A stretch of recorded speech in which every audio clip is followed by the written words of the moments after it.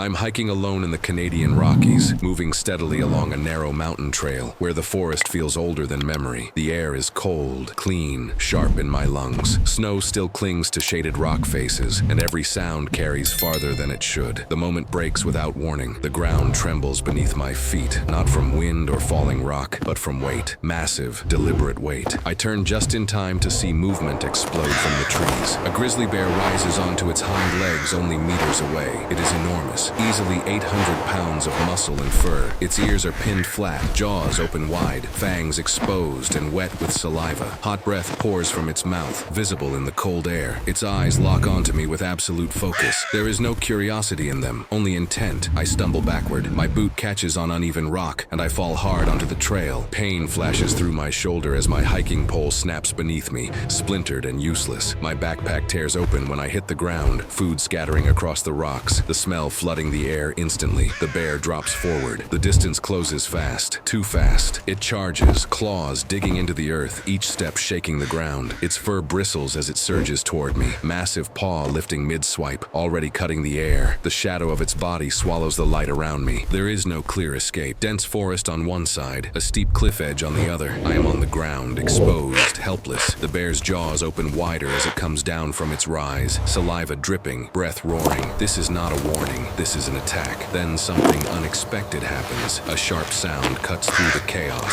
fast, deliberate, coming from above. A crow bursts from the trees overhead, black against the pale sky, diving hard toward the bear's face. The bear does not stop, but the crow does not turn away. Time compresses into seconds, and contact is about to happen. The bear does not retreat. It lowers its massive body and surges again, muscles rippling beneath thick fur as it regains balance. The brief disruption changes nothing about its intent. I am still on the ground. I am still within reach. The crow circles relentlessly overhead, diving again and again, striking at the bear's head with precision born of instinct. It targets the eyes, the ears, the sensitive places. Each pass forces the bear to shake its head, to hesitate for fractions of a second. Fractions are all I have. I drag myself backward across sharp rock, palms scraping, breath coming in short bursts. The cliff edge presses close behind me. There is nowhere else to go. The forest is too dense, the slope too steep. Standing is impossible. The bear roars, a deep vibration that rattles through my chest and into the ground. Saliva strings from its jaws as it snaps upward at the crow, missing by inches. Its frustration grows louder, heavier, more violent. The crow does not leave. It dives lower now, closer than before, wings slicing through the cold air directly in front of the bear's face. The bear swipes upward, claws tearing at empty space, momentum pulling its massive body sideways on the uneven terrain. Rocks shift. The ground slides slightly beneath the bear's weight, forcing it to plant its forelimbs hard to keep from losing balance near the slope. That moment matters. I push harder, forcing my body to move despite pain, despite panic. My lungs burn. The air smells of earth, fur, and spilled food. The bear recovers instantly and lunges again, closer now than before. Its shadow swallows me. The paw lifts. The strike commits. The crow dives one more time, faster, louder, closer than ever, and the margin between survival and impact disappears. The crow changes its strategy. It no longer circles wide. It stays close, tight to the bear's head, darting in short, aggressive bursts that never give the grizzly a clean line of sight. Each pass is calculated, relentless, deliberate. The bear's focus fractures. It tries to track both of us, the helpless body on the ground and the black shape slicing through the air above its face. But it cannot commit fully to either.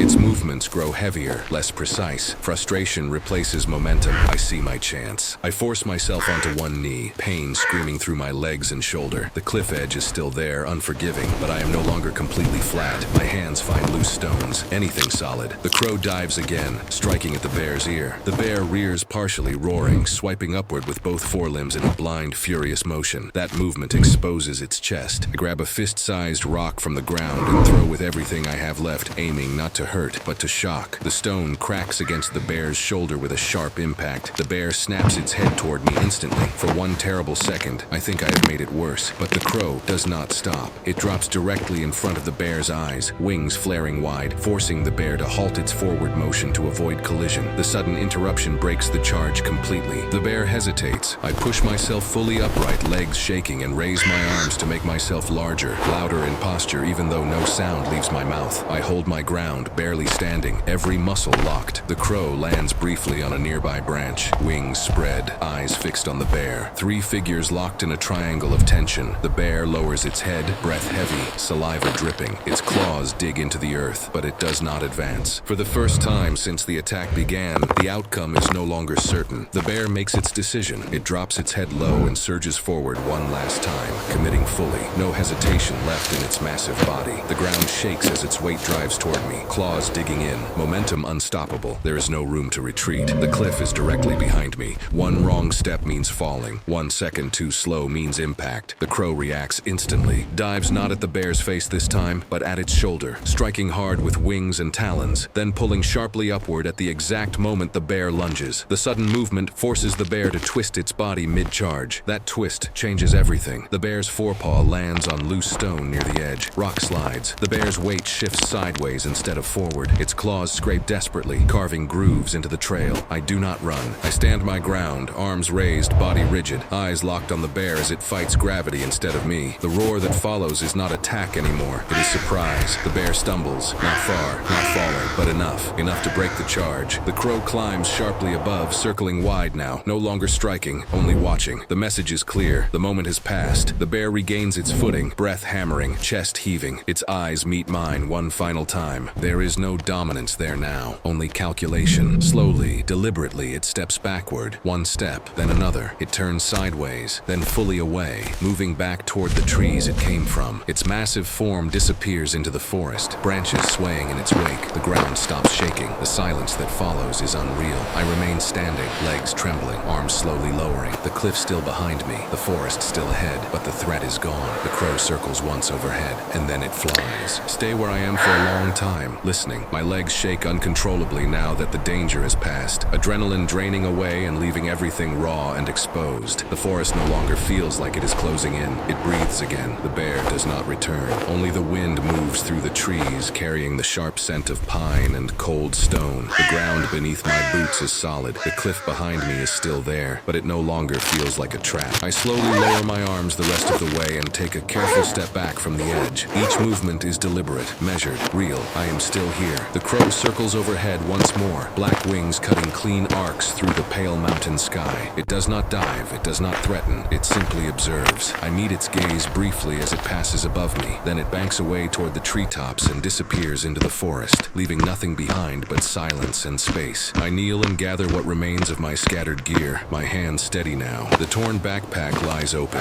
food ruined, but that no longer matters. Nothing important is missing. The trail ahead is empty. I take one slow breath after another, filling my lungs with cold air, grounding myself in the moment. The mountains stand unchanged around me, indifferent, immense, alive. I turn away from the cliff and begin walking back down the trail, every step carrying weight and meaning. The forest keeps its secrets. The bear is gone, the crow is free, and against all odds, so am I.